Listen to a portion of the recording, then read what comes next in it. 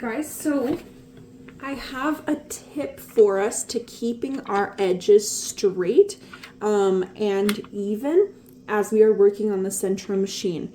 Take a look at the pin that I am about to work on right now.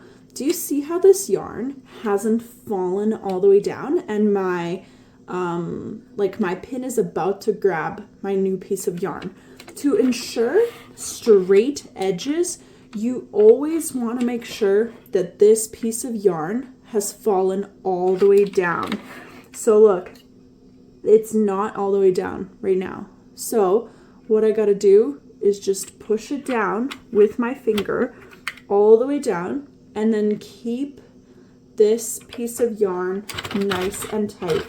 Okay, to ensure a smooth edge, you also want to make sure that after you're done knitting on your last pin, you allow for this piece of yarn to fall below that bar there. Okay, so I'm going to keep going. There, did you see that? It fell. Now I can turn backwards, and always making sure that this yarn has gone all the way down. Oh, I don't want to mess it up right now. But always making sure that it's fallen all the way down. It's not stuck here in the middle. Okay, there you go. That is perfect.